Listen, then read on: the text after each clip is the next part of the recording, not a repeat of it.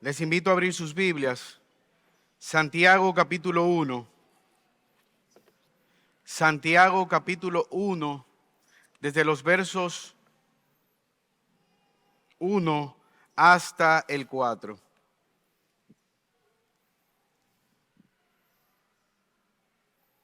Usted tiene un dispositivo, tiene su Biblia en físico, más o menos a esa distancia. Está allá al final. Para que se ubique.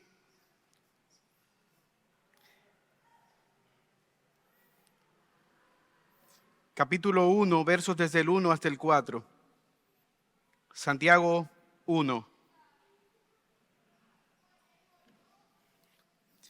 Salutación. Santiago, siervo de Dios y del Señor Jesucristo, a las 12 tribus que están en la dispersión. Salud. Hermanos míos, tened por sumo gozo cuando os halléis en diversas pruebas, sabiendo que la prueba de vuestra fe produce paciencia.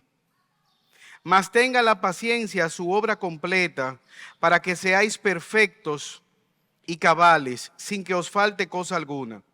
Y si alguno de vosotros tiene falta de sabiduría, pídala a Dios, el cual da a todos abundantemente y sin reproche, y le será dada.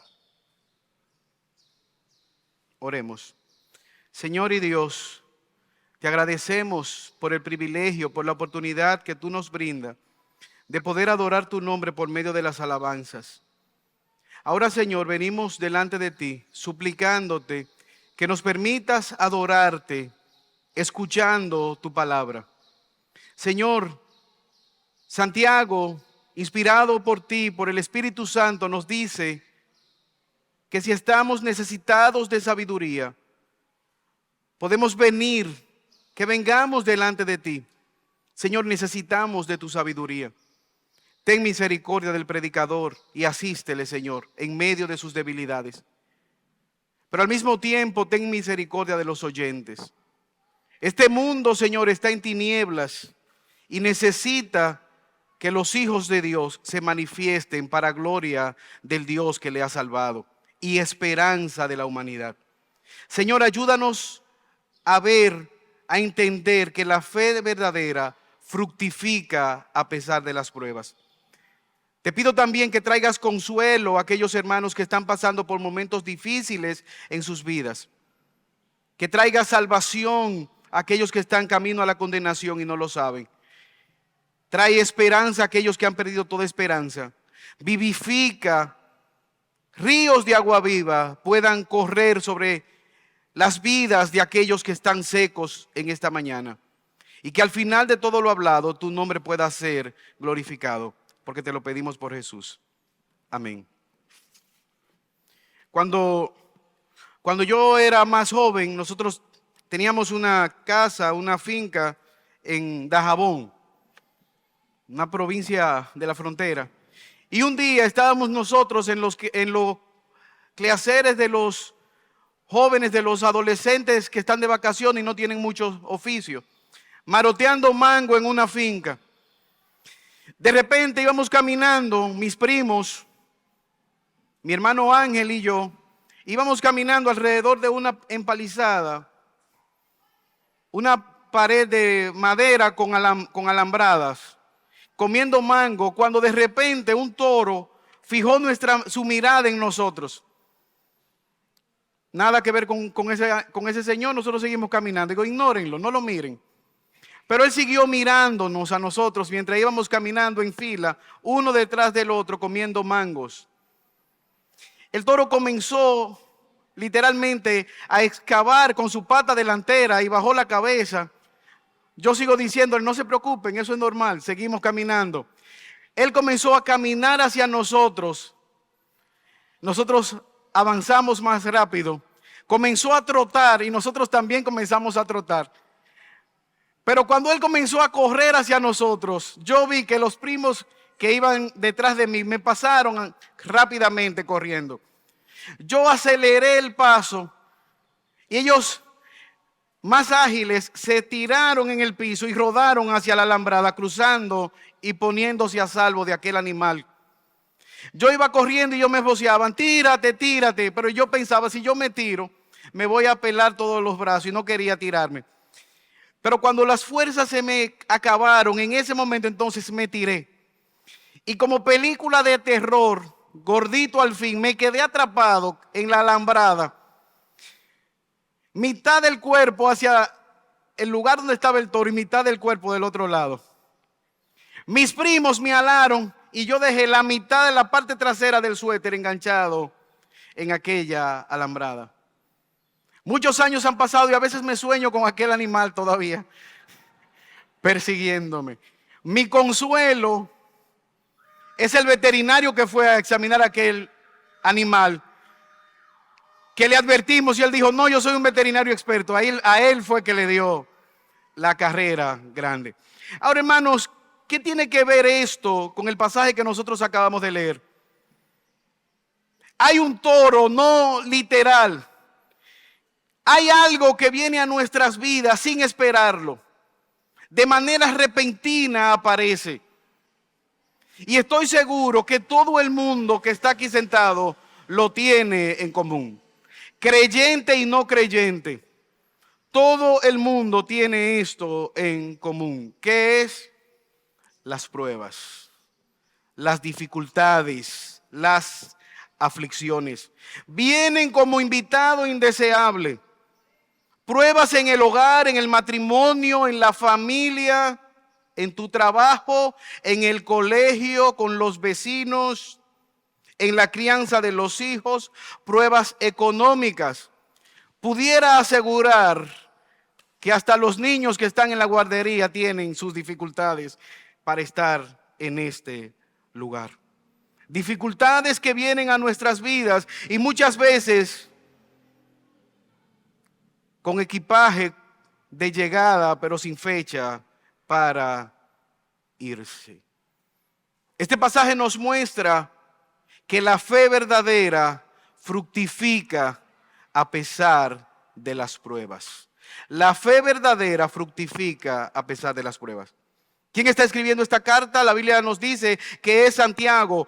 ¿Quién es Santiago? Medio hermano de Jesús, hijo de María y José. Él se ha destacado como una persona que vemos en el libro de los Hechos, un líder de la iglesia de Jerusalén. Probablemente uno de los pastores más influyentes de aquella iglesia. Se nos dice de Santiago que antes de Jesús resucitar, él era un incrédulo. Él no creía en Jesús. Él no creía que Jesús era el Dios encarnado. A pesar de la perfección de Jesús, Santiago, sus hermanos no creían en que Jesús era el Mesías. Piense por un momento, ¿cuántos de ustedes tienen hermanos mayores? Levante la mano el que tenga hermanos mayores. ¿Qué tendría que hacer ese hermano suyo, ese hermano mayor, para que usted crea que él es el Mesías? ¿Qué tendría que hacer ese hermano mayor para que usted crea que es Dios, que es el Dios que creó todo cuanto existe? Ese que está roncando, que juega conmigo, que peleamos porque se pone los suéteres sin permiso mío, ese es el Mesías, el Dios encarnado. Como dijimos anteriormente, a pesar de la perfección de Jesús, Santiago y sus hermanos no creían que Él era el Hijo de Dios encarnado. Usted y yo hemos escuchado quizás esa doctrina del catolicismo romano, virgen siempre virgen. Lucas capítulo 2 versículo 7 nos dice que María tuvo su primogénito. ¿Quién era? Primero entre varios, Jesús, primogénito de María, unigénito de Dios el Padre. Mateo capítulo 12 versículo 47 se nos dice, tu madre y tus hermanos están afuera. Marcos 6:3, una de las acusaciones que hacían contra Jesús era, ¿cómo es este hijo de carpintero el Mesías si su madre, sus hermanos y sus hermanas están del lado de los fariseos en la sinagoga? Marcos 6:3 nos dice que estos hermanos se llamaban Jacobo, José, Jacobo, Judas y Simón. Nos da los nombres de los tres varones y se nos dice que sus varias, más de una, hermanas estaban con los fariseos. Pablo, Gálatas 1:19, dice que él era hermano de Jesús, el apóstol Pablo. Ahora es evidente, ellos no creyeron al principio que Jesús era el Dios encarnado. Juan 7, versículo 2 al 5, ellos al contrario dijeron: Jesús, exhíbete, si tú eres el Hijo de Dios, ve. Era quizás algo vergonzoso para ellos el hecho de que Jesús estuviera diciendo que él era el Mesías. Pero este hombre se nos presenta en el versículo 1 como un siervo de Dios y del Señor Jesucristo. Y la palabra siervo no es en el contexto nuestro como alguien que nos ayuda con los quehaceres domésticos. Siervo en griego es esclavo, cuya voluntad está sometida a su amo. Él se define como alguien que ha sido convicto de pecado, se ha arrepentido y ahora vive bajo la autoridad de Dios y bajo la autoridad del Señor Jesucristo. Él está reconociendo que Jesús es su Señor, que Jesús gobierna su vida, que Jesús dirige su voluntad.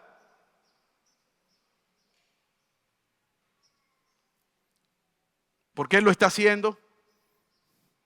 ¿Qué pasó en su vida? ¿Qué le llevó a ser un incrédulo, de ser un incrédulo a verse ahora como esclavo de Dios, esclavo de Jesucristo? Pablo, 1 Corintios capítulo 15 nos dice lo que pasó. Él se topó con Jesús resucitado. Cristo, cuando resucitó, fue donde él y le dijo: yo soy el Mesías. Y a mí me llama la atención, no importa cuán cercano, él nos dice el hijo de María, el hermano de Jesús, el primer pastor de Jerusalén. No importa la cercanía que él tenía con Jesús, no importa la cercanía que él tenía con la iglesia en Jerusalén. Aquí hay dos tipos de personas: aquellos que están esclavos al pecado o aquellos que son esclavos de Cristo para vida eterna. ¿Qué necesita un hombre o una mujer para ser salvos? Tener a Cristo como su único y suficiente Salvador. Cuando Jesús resucitó y se apareció en el aposento alto, su madre estaba ahí también como una creyente más en medio del grupo. Sin Jesucristo no hay salvación. Sin Jesucristo no hay esperanza. Eso es importante que nosotros lo sepamos. A veces tenemos una fe colectiva, una fe familiar. Mi papá va a la iglesia, mi mamá es maestra de escuela bíblica. Sin Jesucristo no hay salvación. Convicción de pecado, vernos a nosotros como pecadores, pero al mismo tiempo ver a Cristo como el único que puede salvarnos y traernos a novedad de vida. A pesar del importante cargo que él tenía, no fue algo a lo cual él se aferró. Él es un esclavo de Dios, su voluntad está sometida a Dios. Esto es interesante que nosotros reflexionemos en esta mañana, porque en muchos contextos se nos vende a Jesús como un milagrero, se nos vende a Jesús como una persona que nosotros manipulamos a nuestra conveniencia. Jesús es un rey sometido para muchos a una circunscripción. ¿Y a qué yo me refiero con esto? Muchos pueden ver a Jesús como rey, pero alguien decía en esa ilustración, una ilustración, imagínese usted al rey Carlos de Inglaterra que venga a este país. Es seguro que el presidente Luis Abinader le va a dar todo el recibimiento que él se merece como un rey, como un dignatario. Pero imagínense que él se siente en la silla del presidente Abinader y comience a dar decretos, a firmar decretos. Yo soy rey y voy a dar decretos. Inmediatamente eso generaría el rechazo de la población dominicana. Usted es rey, pero en Inglaterra. Usted hace decreto, pero allá. Para muchos, ese es el Dios que ellos conocen. Un Dios que aunque es rey, no puede firmar decretos en su vida. Es un rey sabio, pero no le puede decir cómo ellos deben vivir. Y cuando van a las escrituras y ven mandatos claros, entonces ellos dicen, no, eso no es para mí. Espérate, así no. Un Dios que es rey, pero que no puede gobernar sus vidas. Este no es el caso. Esclavo de Dios y esclavo de Jesús, que es el Curios, el Señor, al cual toda rodilla se debe doblar y adorar. Este no es mi hermano mayor, este es el Señor al cual yo le adoro. Ese no es el que jugaba conmigo vitilla, ese es el Dios eterno encarnado que merece toda la gloria y la honra y que resucitó de la muerte. ¿Qué dice Santiago? Salud. Esto es una salutación. Él está escribiendo a estos hermanos, si ustedes ven ahí, versículo 1, a las 12 tribus que están en la dispersión. ¿Quiénes son estas 12 tribus? Representando al pueblo de Israel, reunido en Jerusalén. Luego del asesinato vilmente de Esteban, la iglesia salió huyendo, despavorida, perseguida, asolada. Santiago se quedó prácticamente sin miembros en la iglesia. Y él está escribiendo a estos hermanos que han sido dispersos por todas las regiones de Asia. Y hay algo interesante. ¿Qué le ocurrió a estos hermanos? Judíos que habían abrazado la fe. Aceptaron a Jesús y su mundo se fue abajo. ¿Qué ocurrió? De alguna manera, por recibir a Jesús, se desataron grandes persecuciones. Vino la prueba. Y hay algo interesante a resaltar. Ellos podían estarse preguntando, yo me acerco a Jesús, yo reconozco que Él es el Mesías y mi mundo se viene abajo. Yo me he acercado a Dios y ahora es que tengo problemas. Se han incrementado las dificultades. Santiago les está escribiendo a estas tribus que están pasando por pruebas, por dificultades. Y esas son las más difíciles de las pruebas. Porque quizás se nos ha enseñado que si tú vienes a Jesús, todos tus problemas se van a resolver. Ven a Cristo y tú no vas a tener ni gripe te va a dar. Eso no es lo que nosotros vemos en las Escrituras. Ven a Cristo y probablemente tus problemas se incrementen porque ahora tu familia que antes te aplaudía ahora va a estar en contra tuya. Ven a Cristo y probablemente te quedes solo porque los amigos con los cuales tú salías a beber, a disfrutar, te den la espalda y se burlen de ti. Ven a Cristo y probablemente tu esposa o tu esposo te rechace. Pero ¿sabes qué? Cristo lo vale. Cristo vale cualquier sufrimiento y cualquier dificultad. De hecho, Él dejó su trono, dejó su gloria para venir en rescate de nosotros cuando estábamos muertos en nuestros delitos y pecados. Él les dice salud, regocíjense, alégrense. Hermanos, y si hay algo que nosotros no asociamos es la prueba con el gozo, la dificultad con la alegría. Esto es un saludo, pero no es cualquier saludo. Estén gozosos. Estén felices. ¿Cómo yo puedo estar feliz en medio de la dificultad?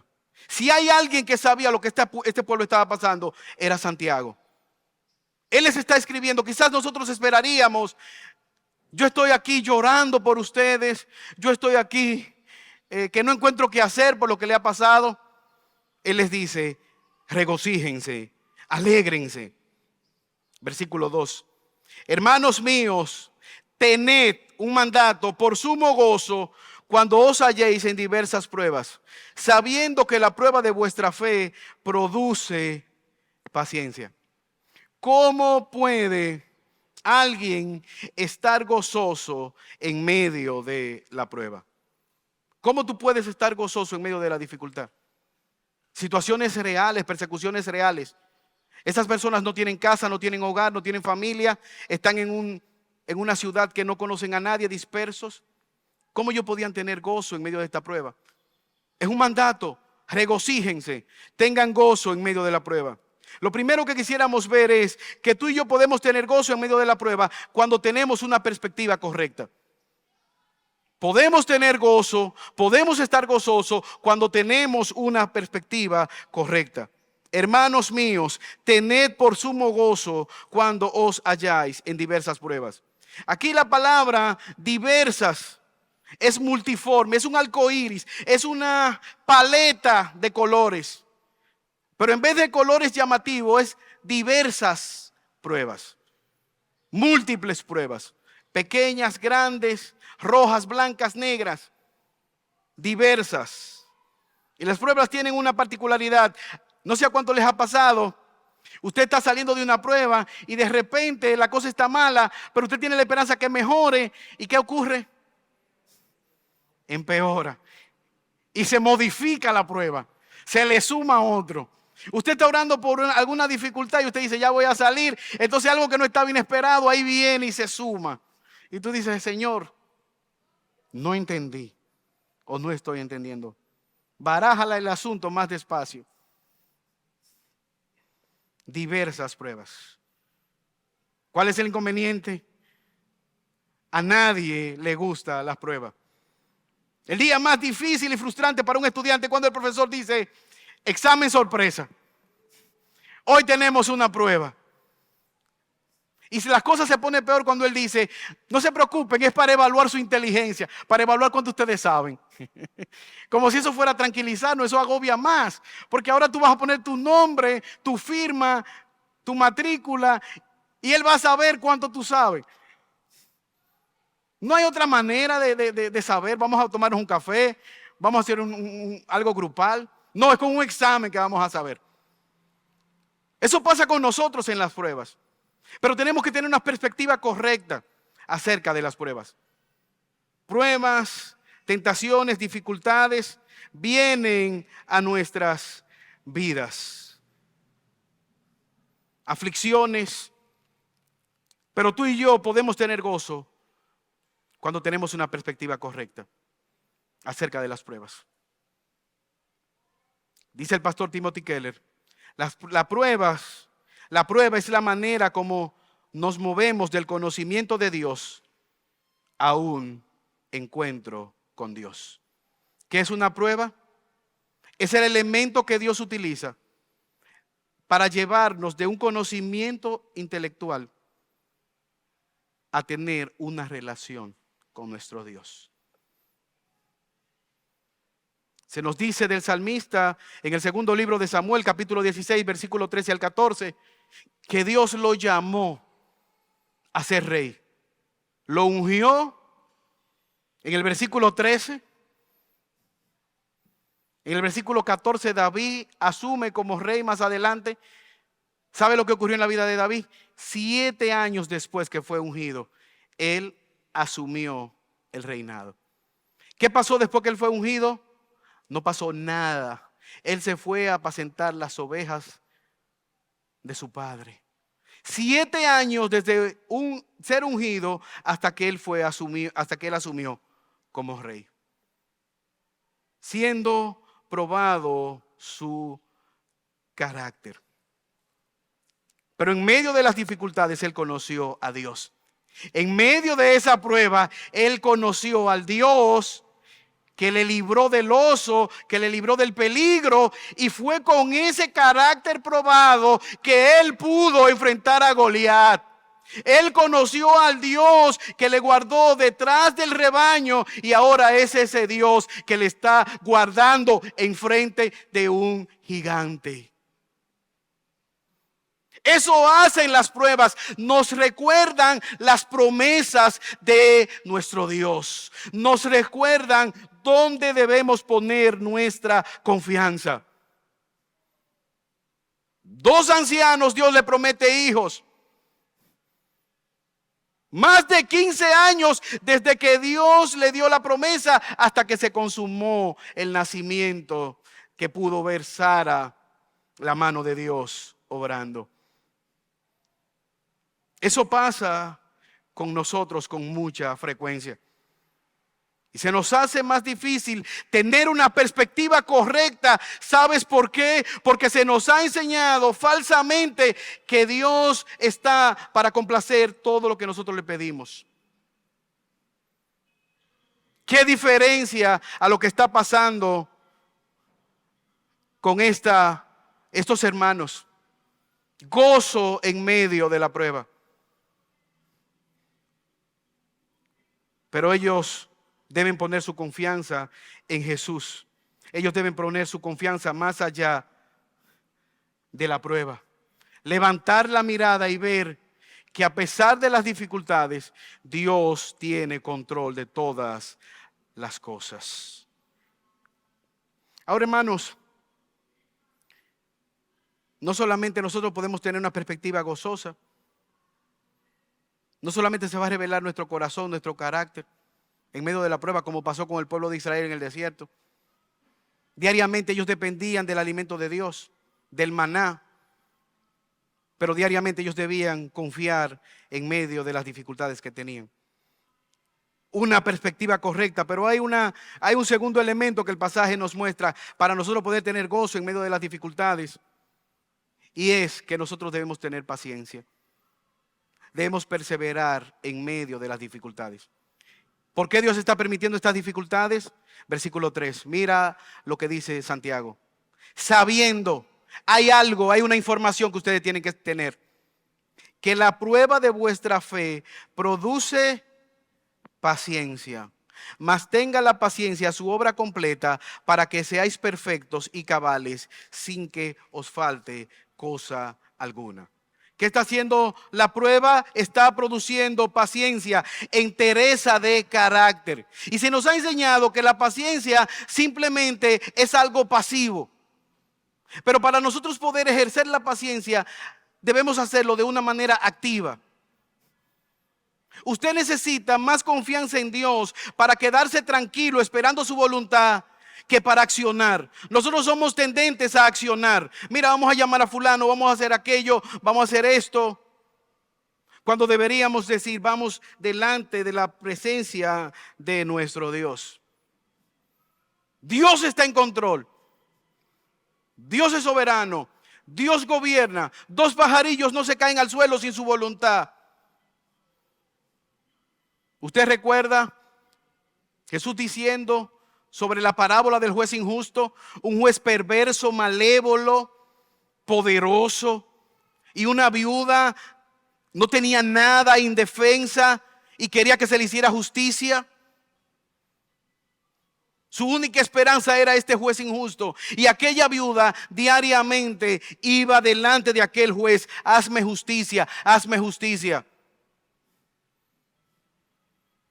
El juez injusto está representando a Dios, no por su injusticia, porque no está ahí para mostrarnos eso. Nos está mostrando la perseverancia que debemos tener al momento de venir delante de Dios el Padre.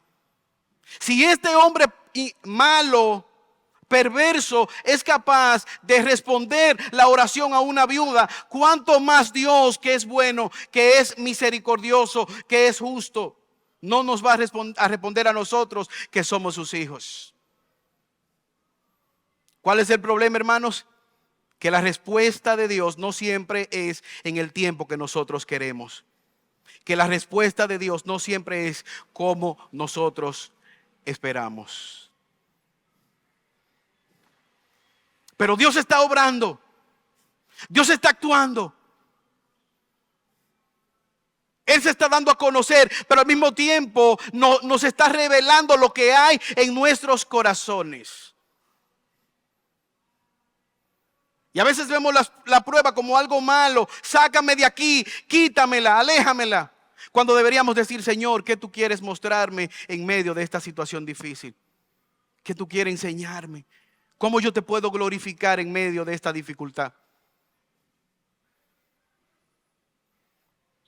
el carácter, la paciencia, la entereza, el metal a alta temperatura, caliente y luego enfriado a temperaturas bajo cero. ¿Para qué? Para crear en el metal templanza, la capacidad de no romperse en medio de lo que él está haciendo, cortando del corte que puede dar.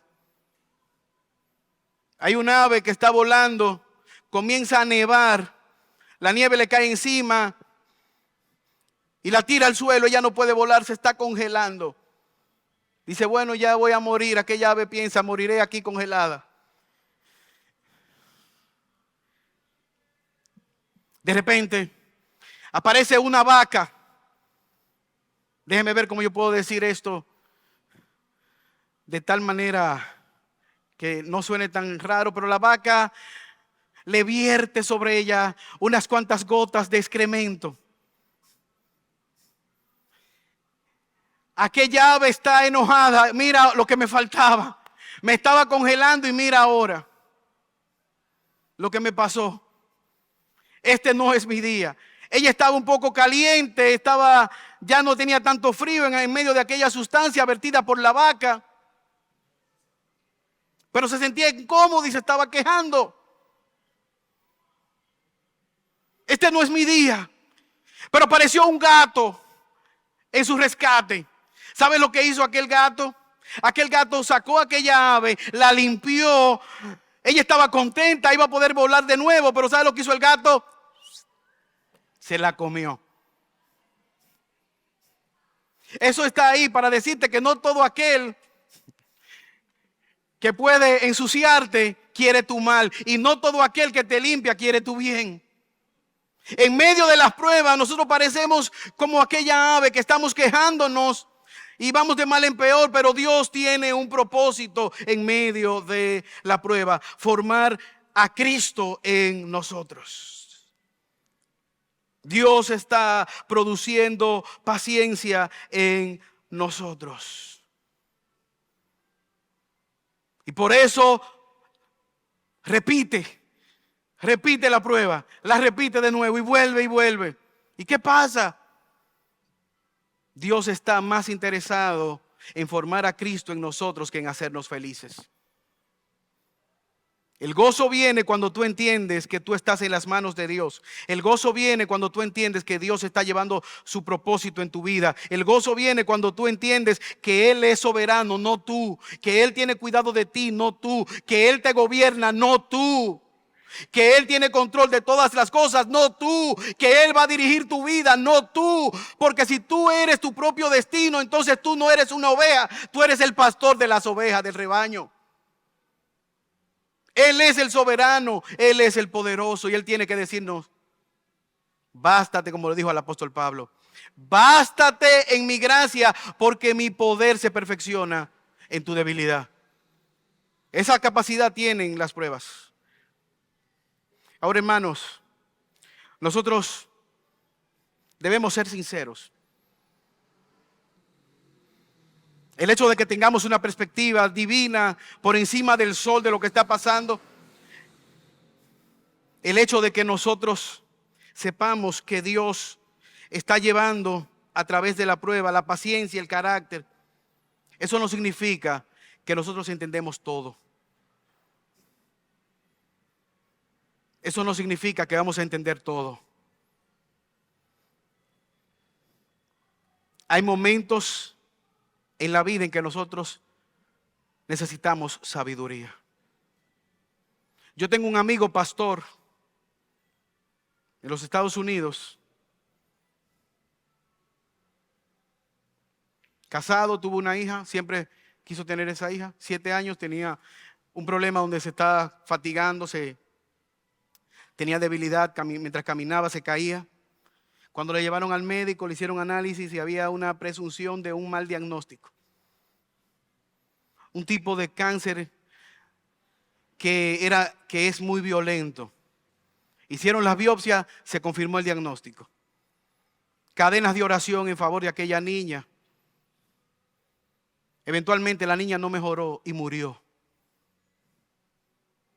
Él me decía que lo más difícil para él fue el hecho de que Quizás algunas personas, no vamos a decir de que de mala manera, cristianas, le decían: tu niña murió porque te faltó fe. Tú no tuviste fe suficiente para que ella se sanara. Era algo desgarrador cuando aquel padre, al igual que todos ustedes que son padres, están dispuestos sin pensarlo a dar sus vidas por sus hijos. Hay momentos en nuestras vidas que no vamos a entender el sufrimiento. ¿Por qué Dios dispuso la vida de alguno de sus hijos? ¿Por qué Dios permitió esta dificultad en este momento? ¿Qué podemos nosotros hacer? Santiago es consciente de esto. No es fácil, eso no es una risotada de guasón que te quite, que tu esposa te abandone, que tu esposo te abandone, una enfermedad catastrófica que no tiene cura, una situación económica que no se va. Eso no es fácil. ¿Qué podemos nosotros hacer cuando viene este tipo de situaciones difíciles a nuestra vida? La falsa teología nos enseña que es pecado enfermarse, que es pecado ser débil, que es pecado pasar por situaciones económicas difíciles. Que si tú eres un hijo de Dios, todo te saldrá bien, todo te irá bien. Pero eso no es lo que vemos en la vida del apóstol Pablo. Eso no es lo que vemos en la vida de Juan el Bautista, que fue decapitado por el capricho de un hombre perverso. Eso no es lo que vemos en la vida de los apóstoles, que todos murieron de manera violenta, con excepción de Juan, porque iba a escribir el Apocalipsis. Si tú eres cristiano, nada malo te va a pasar. Usted recuerda a Jesús, los apóstoles le preguntaron: ¿quién pecó, este o sus padres, para que naciera ciego? Jesús dice: ni él ni sus padres pecaron, sino que él nació ciego para que el nombre de Dios sea glorificado cuando yo lo voy a sanar en este momento. Hay momentos en nuestras vidas en que tenemos que llorar con los que están llorando. Hay momentos en nuestras vidas que tenemos que ser sabios, como los amigos de Job, que se quedaron callados por 7 días, entendiendo que Dios es soberano, condoliéndose en medio de la dificultad y sin saber qué decir.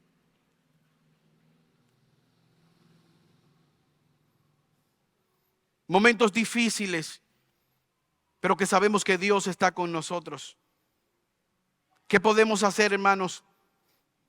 Versículo 5. Y si alguno de vosotros tiene falta de sabiduría, pídala a Dios, el cual da a todos abundantemente y sin reproche, y le será dada. El contexto de la sabiduría, o la sabiduría que nos está hablando, es en medio del contexto de la prueba y de la aflicción. Señor, yo necesito sabiduría. Yo necesito de tu ayuda para poder entender lo que está pasando en mi vida. Fuerzas para poder aceptar tu soberana voluntad para mi vida. Paciencia para perseverar creyendo, confiando en tus verdades, aunque todo a mi alrededor esté en tinieblas. Yo necesito que tú me des confianza en tus promesas, para que cuando yo esté pasando por valle de sombra y de muerte, yo recuerde que puedo confiar en ti, porque tú eres mi buen pastor que va adelante dirigiéndome. Señor, mi mayor anhelo es poder madurar camino a la eternidad. Mi meta es conocerte. Ahora, esto cobra implicaciones para nosotros. Porque si tú estás aquí y tu meta en esta vida es ser exitoso, si tú estás aquí, tu única meta en esta vida es conseguir un buen empleo, un buen salario, mejores posiciones económicas, alcanzar metas, tener la mejor familia, ser exitoso, ganarte el aplauso del mundo. Si esa es tu meta primaria, entonces tú vas a pasar dificultad. Pero si tú estás aquí, tu meta es agradar a Jesús. Si tú estás aquí, tu meta es conocerle más. Si tú estás aquí, tu meta es ser un esclavo, una esclava del Señor. Hay esperanza para ti. Él da sin reproche, abundantemente, conforme a su sabiduría. Pero nosotros debemos de entender que no es conforme a la sabiduría humana. ¿Usted se acuerda? Camino de Emaús, aquellos discípulos que iban lamentándose, quejándose y diciendo: mira, mira esto, esta sociedad está destruida, cómo matan a ese inocente llamado Jesús. Mira ahora, se acabó, nosotros que teníamos esperanza, se destruyó la iglesia, no hay futuro para nosotros. Y van hablando justamente con Jesús. En la sabiduría humana el evangelio se destruyó. Se acabó la promesa. En la sabiduría humana Pedro dice: no, vámonos a tirar redes. Hasta aquí llegó. Y los otros dicen: no, Pedro, acuérdate, no, tú tienes que permanecer, tenemos que esperar, como nos dijo Jesús, 3 años y medio repitiéndonos lo mismo, vamos a aguantar. No, ellos dijeron: tú necesitas un asistente y nosotros nos vamos contigo, vamos a agarrarte la atarraya, las redes contigo. En la sabiduría humana el evangelio es una locura. Como aquel que no se salvó a sí mismo de la cruz es la esperanza gloriosa para aquellos que confían en él. Es una locura para los que se pierden.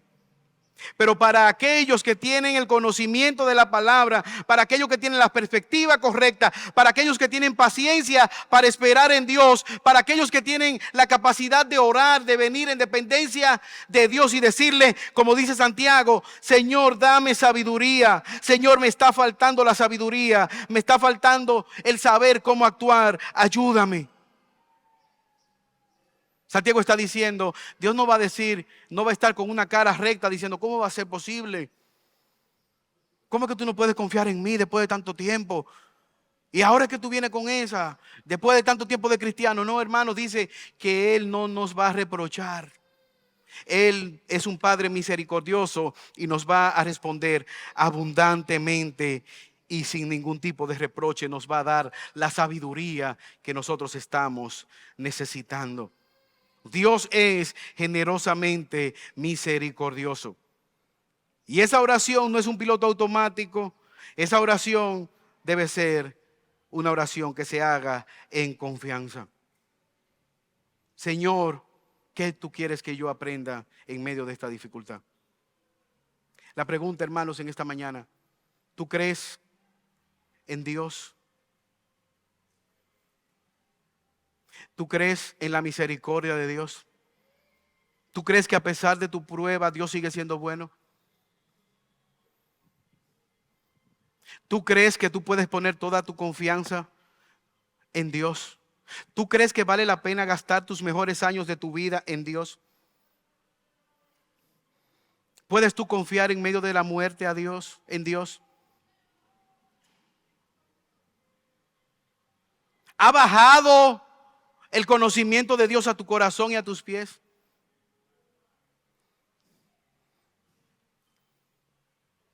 Señor, dame esa sabiduría que yo necesito para confiar en ti. ¿Usted recuerda aquel equilibrista que estaba dispuesto a cruzar en una bicicleta de un rascacielos a otro sin ninguna protección? En una bicicleta.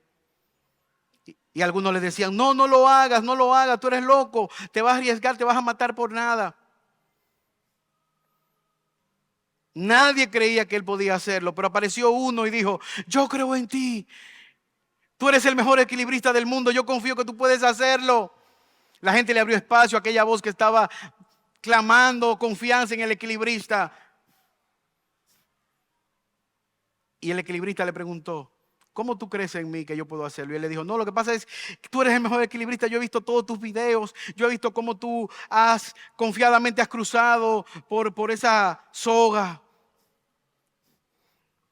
Y el equilibrista le dijo: si tú confías en mí, toma la barra y súbete en el timón y crucemos juntos.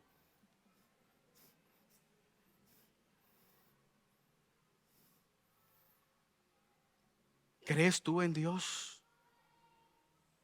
¿Realmente está tu confianza puesta en Dios en esta mañana? ¿Puedes tú creer que Él te va a responder? Dice la palabra de Dios en el libro de Apocalipsis que todas nuestras oraciones, nuestras lágrimas están delante del trono y Él las escucha, Él las recoge. No caen al vacío. Dios no ha cerrado su oído para con sus hijos. Él te escucha,